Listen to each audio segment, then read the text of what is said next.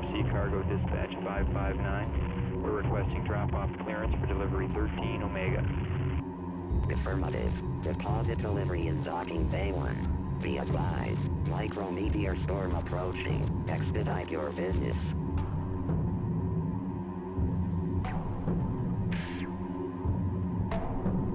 PTMC delivery 13 Omega. Warning. Contents hazardous.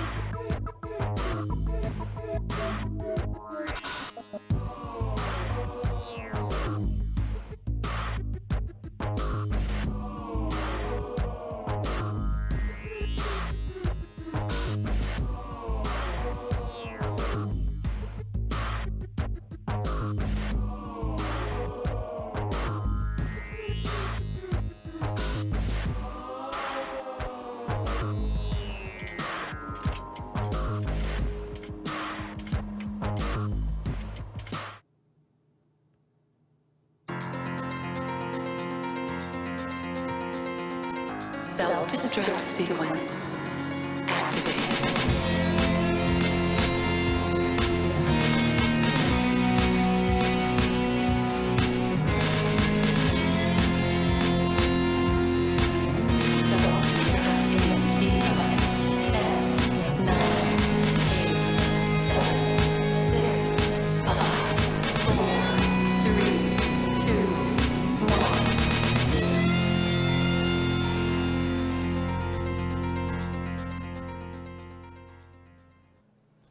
Hey, what's going on, everybody? This is Ronkley here for the Self-Destruct Sequence podcast. And we can't hear Morphod. Did we lose Morphod?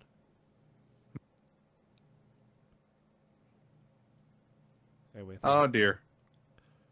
Okay, folks, we get to laugh at this because I have my push to talk bound to mute myself, and I had that reverse. So here I am pressing push to talk and talking to nothing.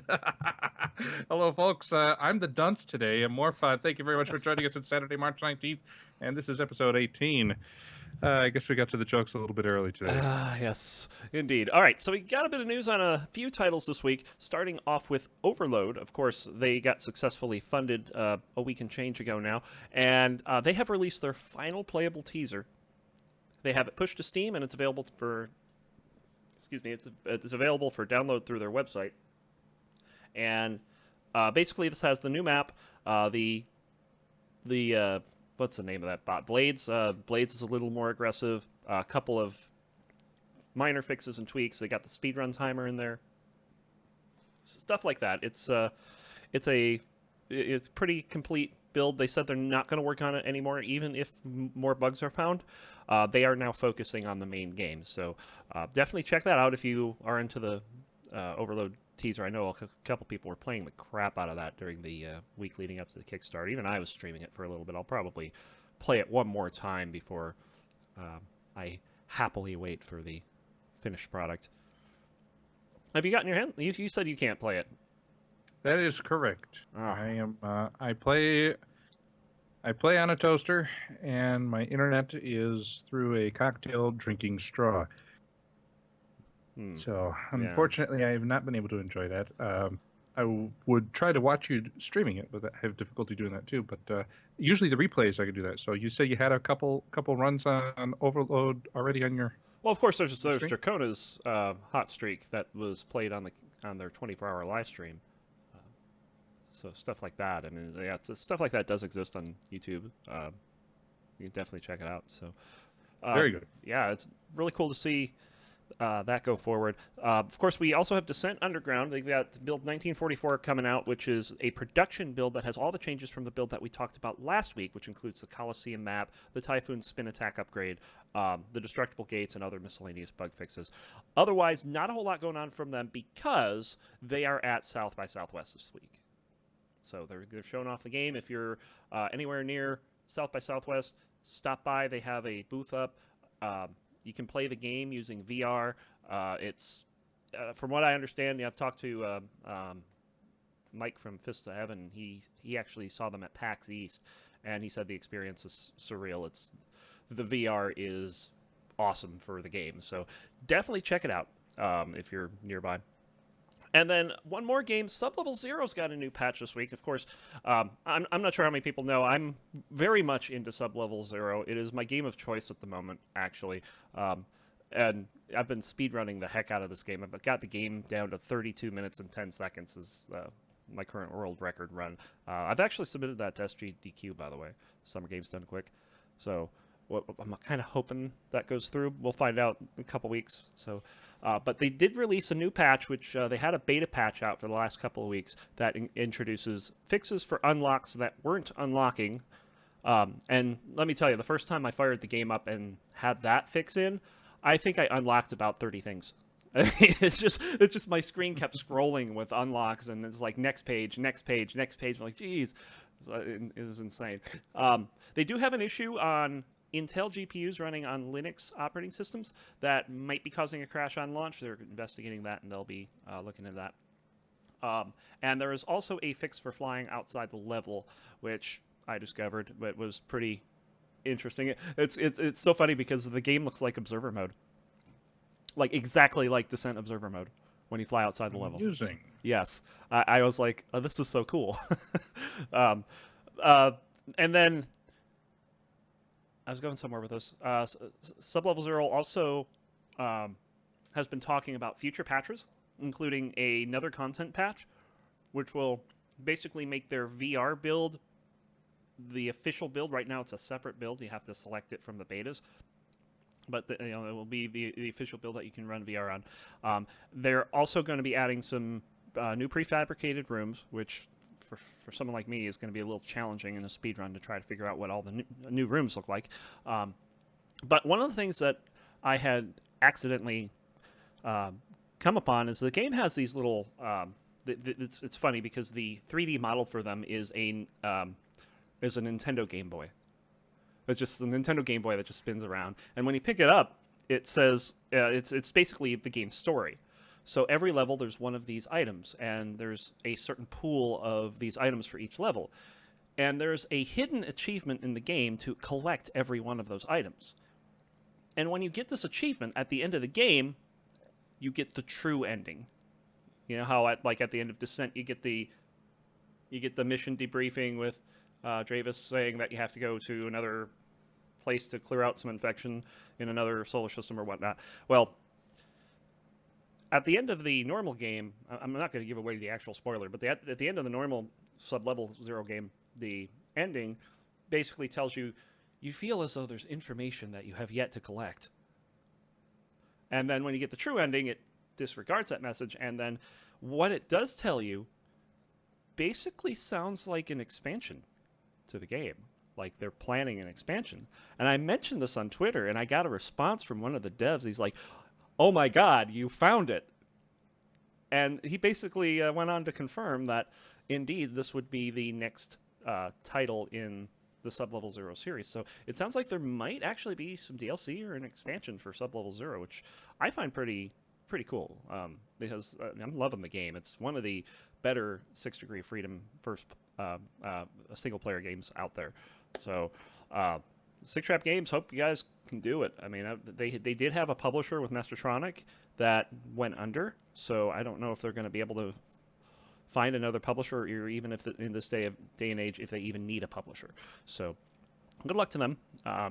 And that pretty much does it for our main news this week. Of course, The Descent Rangers this morning were playing the Cold Start co-op. Unfortunately, because I stayed up so late last night, I could not join them. I was really looking forward to that too, because one of the cool things about Descent Rangers, they don't just play multiplayer; they play the co-op missions too, and I find that I have a lot of fun doing that. So that happened this morning. The next event will be April 2nd. It's the Stadium Egg Hunt CTF. Little bit after, I think it's like a week after actual Easter. But this is basically Descent to capture the flag in Stadium. I think that's a Luke Schneider map, if I'm not mistaken. I wouldn't know. No. Okay.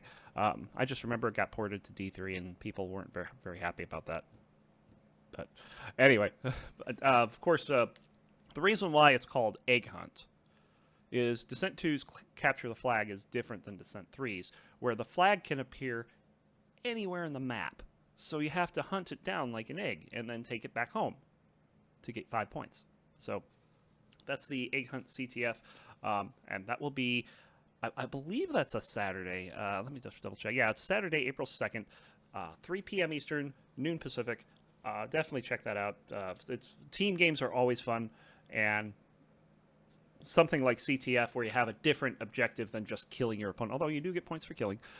It's like 5 points for the flag and 1 point for a kill. But it's a lot of fun to do something different with the game, and especially in a team-based environment. So definitely check that out. More on the observatory. I am wanting to do the next episode this Friday, but I want it to be a shorter episode, maybe 2 hours. And what I'm planning right now is to have some invitational matches, but I haven't figured those out yet. I plan on figuring out the details for those this weekend and contacting the people that would be in the games, getting all that together, trying to find out how much work this is going to be before I actually commit to the date. But I will probably make an announcement this weekend if I can get everything in line in time. So definitely want to do these more often too. It was so cool. Hopefully we'll get something going. So you got some stuff, huh? I got for the DCL. Oh, is it Good Friday? Yeah, that's the Jenny brings up a good point. It's Good Friday this week, so it may not be this week. So yeah, it's Easter weekend, so yeah, I'll figure something out. Right. But either way, I know that people are very enthusiastic for it. I enjoyed it very much. Melvin piped it to his TV, and we sat on the couch drinking beer, watching Descent arena action on 1080p. So very nice. But, anyway, we're moving on to DCL news. This is pretty much the only thing I do for this podcast because I am such a hardworking soul. Well, believe me, after having to do it myself a couple weeks ago, hardworking is the correct phrase. Oh, well, either way, looks as if we have a surprising spread of activity. Gold is leading away with 24 matches, gold versus gold, but it's actually been pretty even in crossover matches and in-tier matches. Outside of that, I was very surprised to see that there were 10 gold-bronze matchups. But other than that, it looked like there was about, maybe a good 70 matches this week. We'll start off with bronze. Spud is still sitting at top bronze. I think he played one other bronze player. Can I play to defend that spot for now? And that spot, I believe, was relinquished when another player retired this week. And that was Lady Silver, who, before she stepped out, played Swarthy, another recent unretiree, for the X4 trophy and the Fusion trophy to the tune of 2017 in Flea X4 and 2015 in UGG. And then the trophies all disappeared from her ownership when she retired. She is taking time off, looking for a new place. We see some action coming from the other side of the world. That is STF Jeff and PP Sky playing what looked to be an exciting overtime match, 24-22 in Descent 2, level named Lizard. Not familiar with that one. is probably an original build, maybe a class. I'm not familiar with Descent 2 levels, so It's not an original level, no. I'm not familiar with it either. Can I play Dad? No, wait, that's our bronze match of the week. Excuse me. We got Static, having a close high game of 2016 against Bahama in Logic. Bahama is one of 3 new players that we have in bronze. Very nice. This past week, we have a special welcome to issue to Bahama, Kuniskev, and Ostrich. I had the pleasure of playing 2 of them in one-on-ones, and I think I've played Ostrich in a few free-for-alls. But I have to say that I played Bahama. He said he played some single-player Descent way back in the day, and he dabbled here and there, but he never really played Anarchy. He said this is his second day flying when I was playing against him, and he was tricording quite competently. I'm looking forward to seeing what these guys bring to the table in the next few weeks. I also noticed, I don't think you've met him yet, but one of the other podcasters from Six Gaming, Coles, has signed up. Is that the same Coles I saw there? Or is he using a different name? The same one, Gage Weston. My goodness. Well, I'll have to talk to him at some point. And this brings us to our bronze match of the week. I don't always choose a match of the week for bronze, but Can I Play Dad with a 20-18 win over Swarthy Infused, bringing their lifetime series to 80-1. Yes. This is Can I Play's first win after 81 matches. He finally broke through. Well, not after 81 matches. They played matches after that. But he's played 81 matches, and he's got his 1 win finally. Well, I see 56 matches. 55-1. I'm looking lifetime, sir, not just lifetime. Oh, jeez. Yes. Oh, 80 and who knows how many pickup games they play. If you look at the trend line for that matchup, you can see that it is steadily inching up there. Yeah. Can I Play Dad has put in a lot of hours against his favorite opponent, and I know that Swarthy hasn't gone easy on him in the least. But I think Can I Play Dad is going to be upgrading to what's it called? What's the next level? Yeah, the next level is Don't Hurt Don't Me Hurt or Me? something. Yeah. Yeah, Don't Hurt Me. And that'll do it for bronze news. So congratulations to Can I Play Dad, and welcome to the new players. He's Silver. definitely been improving. He put double digits on me last week for the first time. Well, careful. He might get uppity. Yes. We need to not. The big story in Silver this past week, I would have to say, is this 20-4 drubbing of Ernie on Diablo and Vamped X5. There was a bit of controversy over the legitimacy of that match, but in the end, it held. Mm-hmm. So I feel that this is something significant to report. Ronkley, I don't really want to put you on the spot here, but I'm going to anyway because you're such a beautiful man. You said you took a look at that demo.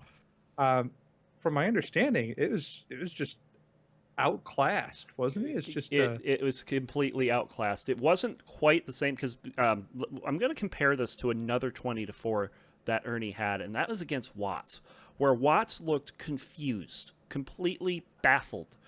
He didn't know where his opponent was. Half the time, he didn't know where the next hallway was. Watts just did not look like a silver pilot at all in that match. Whereas this one, Diablo certainly looked like a gold pilot, but the number of times that Ernie got behind him and the number of times that they dogfought and Ernie was the one able to compensate for the lag and Diablo was not, that was impressive. I think what was more impressive was the revenge match. I think you have that listed later, right? The scores almost got completely reversed. Flipped, yeah. I believe it was a 20-6 reply, but regardless, that went up for his promotion challenge. He played Mark as well, but Ernie has also retired, and he stepped back, rank dropped, tried to wait things out, and I can understand if sometimes the resolution of things can get a bit frustrating, and Ernie has since stepped back from the ladder. That's unfortunate that he was felt the need to do that. But regardless, an excellent performance out of him before he stepped away, and hopefully he will stay in touch with the community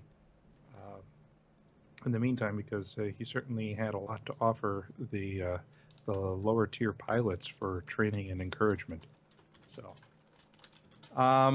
moving on, we have Vaniac making a bit of noise, playing 13 matches this week and a record of 2-3 against Silver, including a hot series against War Master, which was not close for the matches. It swung back and forth, but they did have a close game where Vaniac came on top, 20-18 against War Master in Savage, and on top of that, making a bit of noise, an 18-20 against Gold Pilot Sirius in Logic. That qualifies for my gold threat notification here.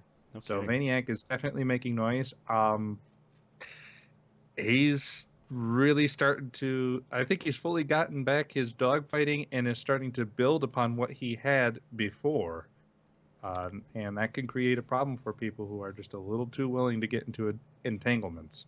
I may need to play him in a modern level. Let's see how he does.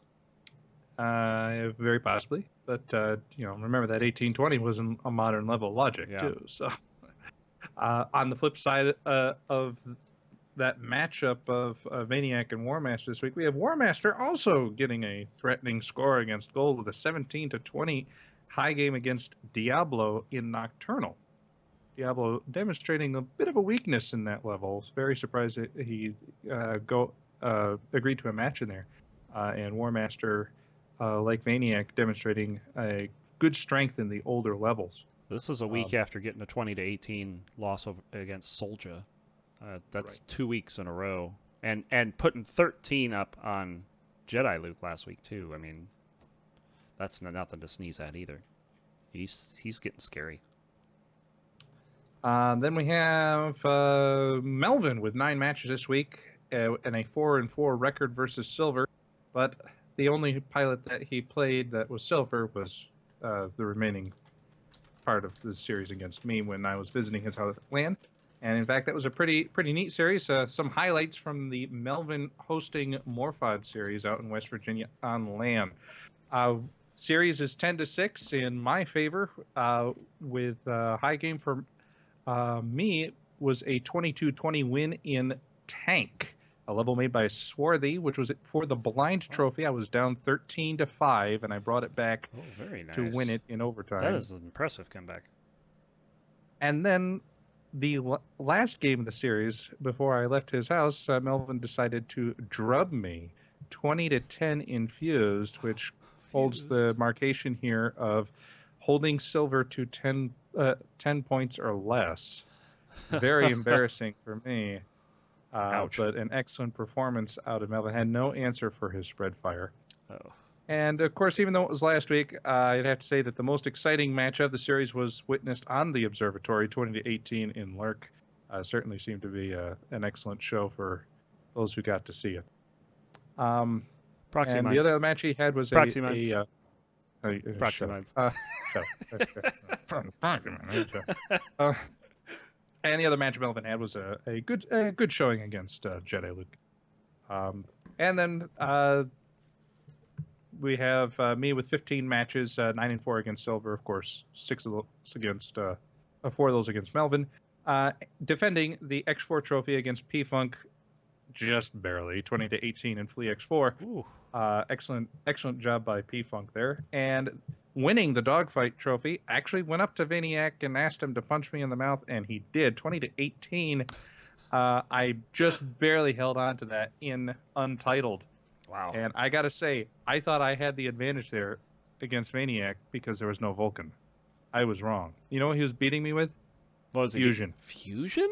Fusion. He got Oh, right up in my man. face, tagged me, and I couldn't hit him when he was shooting Fusion. He was dodging everything very well. Oh man, that's crazy I- because he admitted to me that he's got a weakness with Fusion.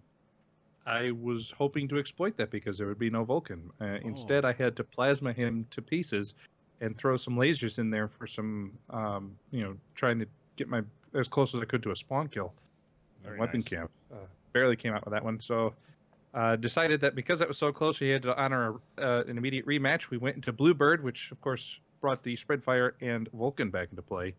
But my plasma bailed me out of a few bad situations there. 20-15 final score. So I picked up the dogfight trophy and defended it. I have to say that there's only 2 more trophies left, Ronkley. Yeah, you know what? I'm holding one of them. Yeah, and in a real garbage game called Descent 2, which I don't acknowledge as real Descent. It's more Descent than Descent 3 anyway. Let's put it this way: if you want a shot at it, I won't make you play Minerva Shake.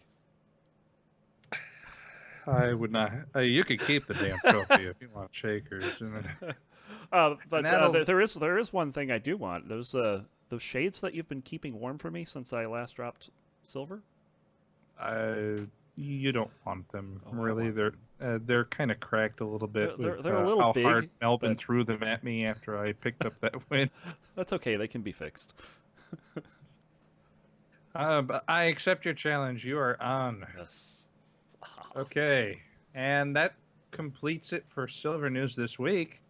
Moving on to gold, and some people have been very busy. We have Mark 392 with 8 matches this week, but only one of them, which he played against gold. That was a solid win over Sirius. Also playing 6 matches against Static.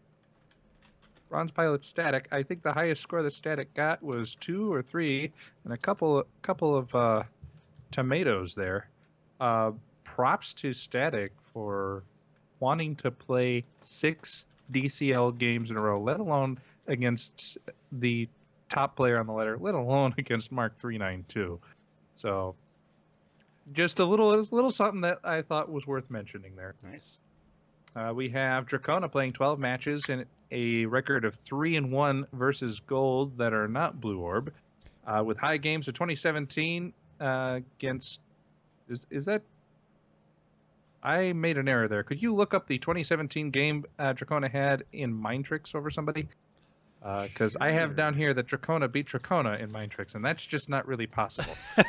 Well, Dracona And another beat Diablo in Mind Tricks. Diablo. Okay, so his name started with a D. That's how I screwed that up. So 2017 against Diablo in Mind Tricks, and for the X4 trophy, she held on to it for a little bit. 2016 against Jedi Luke in Wrath X2. We have Bahamut showing up and playing a few games. Oh, I see what you mean. She didn't hold on to it. She lost it and got it. No, back. they played 2016 in Wrath X2 several times, and it went Yeah. back and forth between them. But she did hold on to it for at least one occurrence. Okay. It's there. It's Jedi Luke's only gold loss this week. Okay. We have Bahamut showing up. Always nice to see him around, playing 8 matches, 2 and 3 versus gold pilots that are not Blue Orb, with a high wins of 2016 against Dracona and Black Rose, and an overtime 22-20 win against Diablo in Crimson. Crimson. That's not his name. His name is Diablo. Excuse me, Diablo. 16 matches he's played this week. 1 and 3 against 1 and 3 against gold pilots that are not Blue Orb, with a high game of 2015 against Bahamut and Neptune, and has held our very own Ernie to 5 points or less. Holding silver to 5 points or less is a significant accomplishment, and we try to mention those occurrences. Sirius. Seriously? 6 matches this week. Only played 1 gold match. That was not Blue Orb. Excuse me. That's what I have to say. He's 1-0 against gold that are not Blue Orb. But the way he did that was pretty significant. He held Bahamut to 10 points or less. I believe it was a 20-8 game.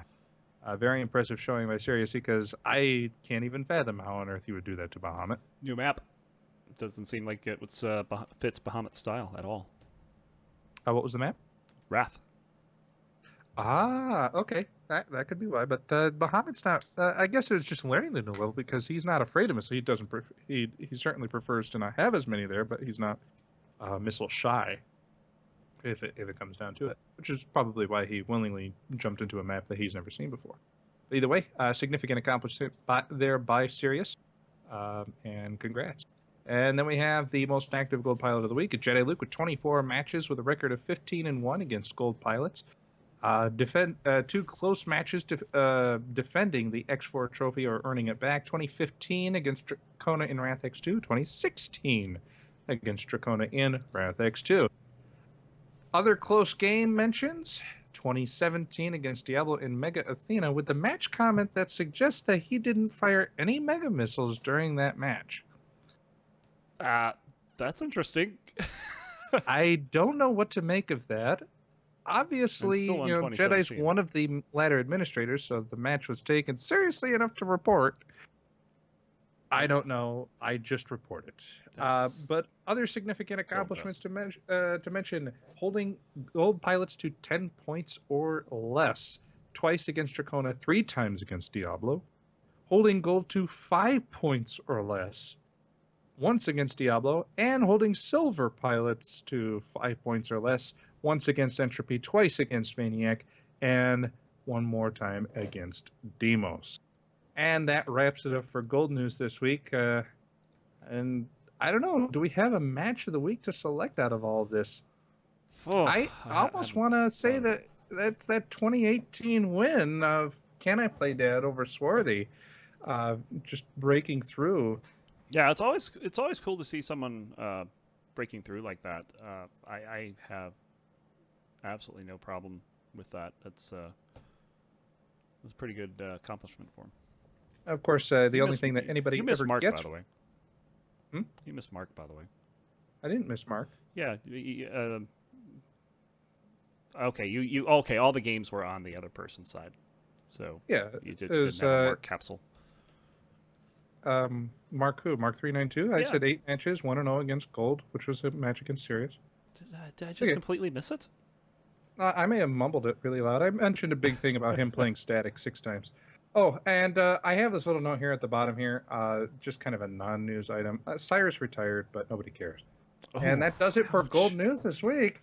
And that does it for the DCL news this week. So, Cool. again, very, very nice to see Gold leading the way in activity. Obviously, there's a big loss in activity there with Cyrus and Lady Silver and Ernie stepping out. Yeah, Ernie not so much. We have but new blood. Lady Silver and Cyrus have accounted for a ton of games, and their departures have obviously made an impact in the number of games played. Cyrus, I will note, he kind of stopped playing for like a week and then retired. I hope that's not burnout, because that's what that sounds like.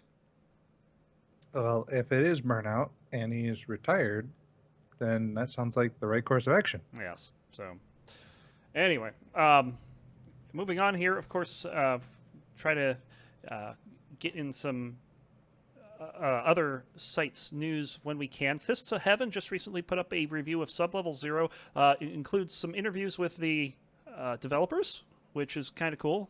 And there's also some.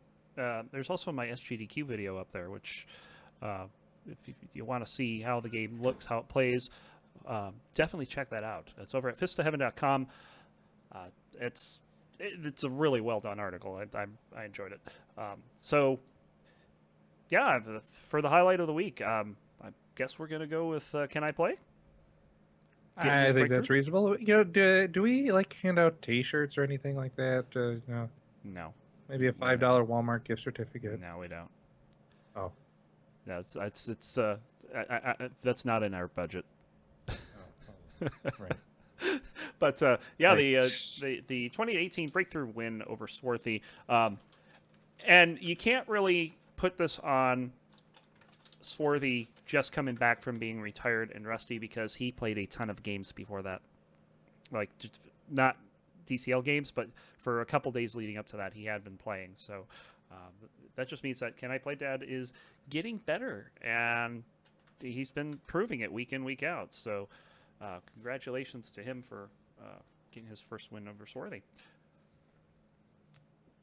Other than that, we have a pretty short show this week, but I did want to bring Rice here, just kind of an impromptu thing. Mm-hmm. There's been some discussion over the matter of core levels of the DCL. Yeah. Lots of different opinions getting tossed around there. And, sorry, just to bring ahead. anybody up to speed here. The Descent Champion ladder has, unlike previous ladders, a set of levels which players are expected to be competent in, and during a circumstance where two pilots cannot mutually agree to a level, they can randomly roll a level, and they are expected to be able to play in that level. And this becomes very significant in the very rare circumstances where there's a challenge issued, and the person being challenged is uncooperative. Uh, Everything would default to the core level list. That was, I believe, the original and purpose of the core level list. But in the because it hasn't been used that aggressively. It hasn't been used for that purpose. I don't think in any recent history. Most players are generally cooperative because we're just happy to be playing the game, and they'll find that there's a level that we can agree to play. But instead, the core level list has been. Some people are criticizing it as a lazy list of levels to be competent in, and don't explore beyond that. Like, this is my world of descent because this is what's been defined to me in one-on-one play. So I only have to be good at these levels, and I'm not going to play anything outside. Is this an issue? Is this stagnation real? I don't necessarily think that this is a serious problem. My experience has been the only time that the only time that I really hit the button is when I'm doing a promotion challenge match, which is pretty much that's all I want to do in a promotion challenge. I want the challenge to be in a core level that everybody knows to test their core skill. The only other time I press it is when we're deciding on levels like me and my wife decide on a restaurant. What do you want to eat, Ronkley? I don't know. What do you want to eat? I want a Red Lobster cheddar biscuit. That's what I want. Don't you go there. Oh. Oh, no, I got all sorts of stuff on the barbecue, per usual, because it is Saturday. But there are a lot of people that are concerned that the level list not only promotes that kind of laziness, but there's also self-propagation, whereas the list is based on the most popular levels played. It's always based on games played. It's not based on anyone's preference. There are a couple cases where some things are outside of the core ideals, such as X levels when you multiply the secondaries, EO because there's not not two copies of every weapon. It's more of a snowball type of game where you get several kills in a row. That's not what they want. I call them asymmetrical weapon strategies. And Junebug for reasons I completely don't understand. It's mildly disorienting. It's not disorienting. There's up. There's one hey, you're talking about somebody who has a very good record in there. It obviously doesn't bother me. Yeah, that doesn't bother me at all. Everything's up if you're drunk, okay? Well, with that said, I'm not sure it's as big of a problem as I believe Vaniac was one that brought it up, as he believes it is. But the number of people that are coming in and saying, yeah, we would like something to help freshen up the ladder is, I was surprised by the numbers. And I think the best suggestion that came out of this was the whole idea of having some additional spotlight levels. Maybe these are levels that aren't in the top 10. Maybe they're the next 5 down, or maybe it's something cool that's come in that has is hot flash in the pan for a month or so. We'll put it on the list and people play it. They'll pan it out. If they stop playing it, we'll take it off the list. So stuff like that. These are just ideas that have come up. Nothing. I don't think anything official has happened, but it definitely sounds like that idea has been the most well-received idea that's come up, and I'm 100% behind that. We've talked about it for trophy matches, where the trophy matches might... yeah, those are special cases, and sometimes I've had arguments with people over what certain levels are allowed to be played, and how tight does the definition of a ratting have to be. Yeah, it's like you played a dogfight in Untitled. I would not consider that a dogfight because I consider that absolutely a dogfight. There's tunnels.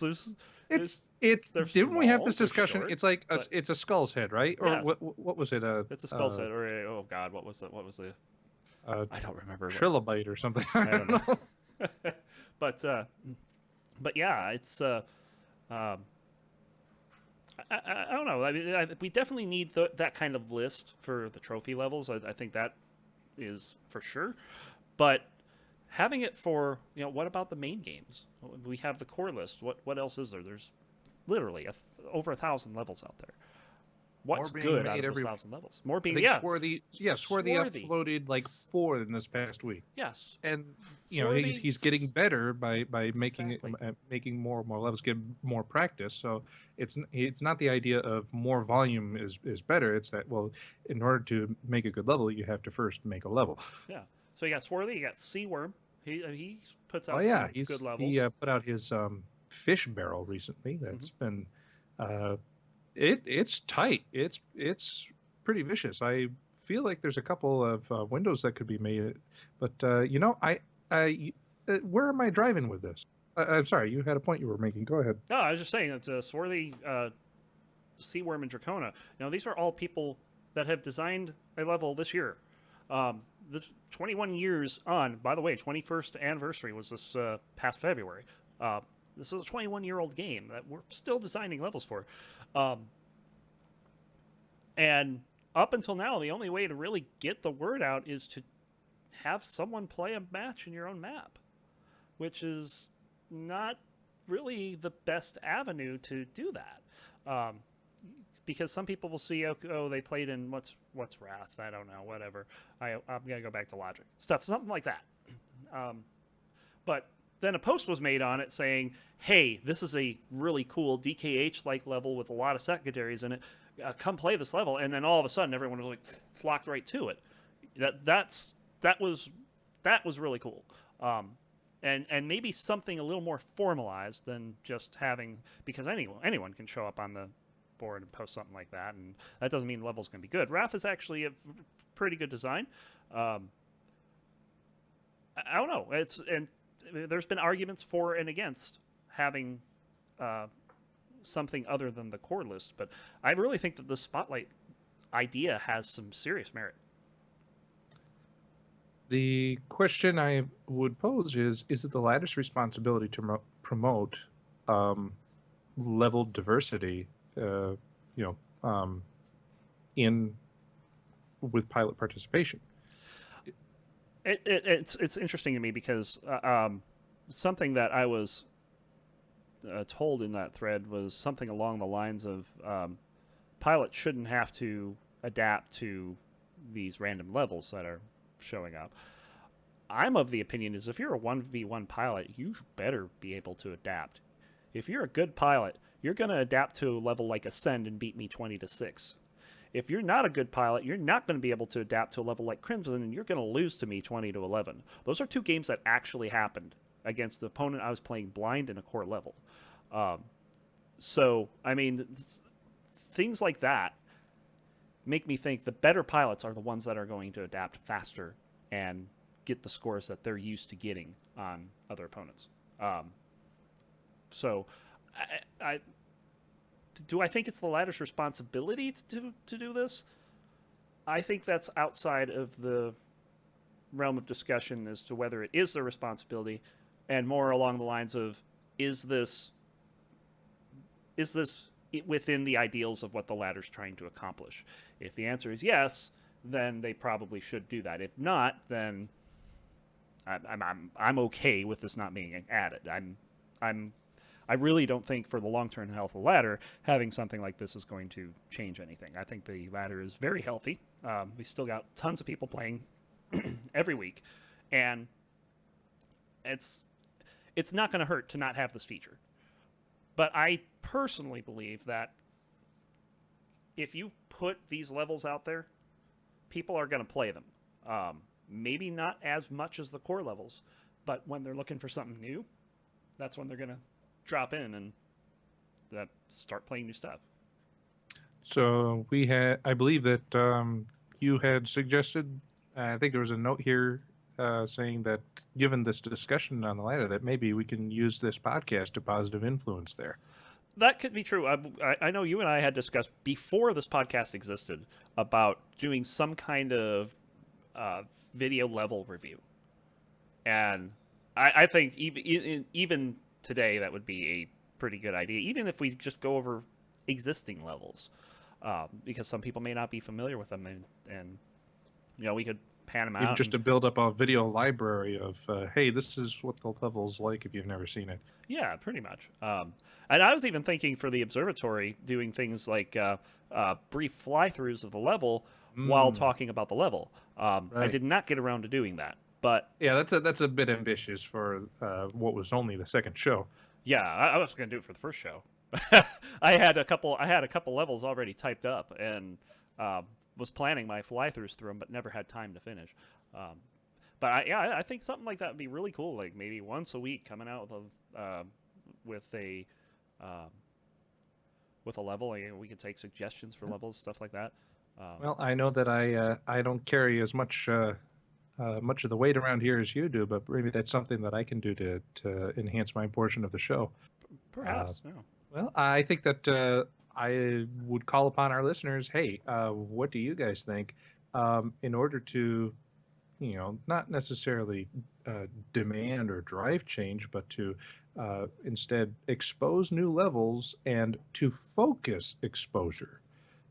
It's one thing to be playing, dozens of one-off levels, but if people really want to try to grasp onto a level that is going to, it really needs the push it needs. It really needs a push in order to become popular or considered in someone's level list or even become someone's home. We need to have everybody looking at the same time. So, would a weekly level review, or even just going over some of the classical levels, um, be something of interest on the show? Send us your thoughts, please.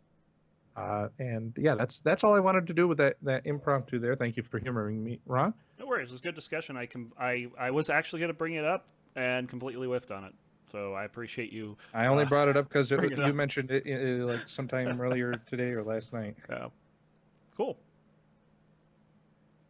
All right, folks. I think that's going to wrap up our show this week. As I just mentioned, we'd love to hear from you. We'd like to hear your thoughts, your questions, concerns, comments, or confessions. Feel free to email us at emails@selfdestructsequence.org, and be certain to note if you want us to read your username when we're talking about your message to us, whether you just want us to answer discreetly, where you want us to bury the body, that kind of thing. Other contact information. You can find us on Facebook. You can find us on Twitch at SDS Podcast. You can find us on Twitter at SDS_activated or selfdestructsequence.org, where you can find pretty much everything. Yep. And of course, we're going to be coming at you every week, Saturday, 5:30 Eastern, 2:30 Pacific. We'll be here next week. You can check our Facebook. Will we be here with Easter weekend? That's up to you. I'm not going anywhere. I think we could do a show. It'll be a short one, of course, but yeah. Yeah, let's go. Yeah, we'll be here next week. We'll be here next week. 5:30 p.m. Eastern, 2:30 p.m. Pacific every Saturday over. And you can, of course, check us out on iTunes. That's where you can find our podcast to subscribe. You can rate and review. I promise I will catch up on the episodes this weekend. I'm a little behind, which reminds me you need to send me the audio for last week. And if you need to get back, some information on how to get back into the game. Of course, we have a lot of people showing up and wanting to play games. You can do that at descentchampions.org/new_player.php. That will get you everything you need to get back in the game, assuming you already have a copy of Descent. And that'll do it for this week. Be sure to watch Facebook and Twitter for our next stream. And until next week, I am Runkley. And I am Morphod. And we'll see you then.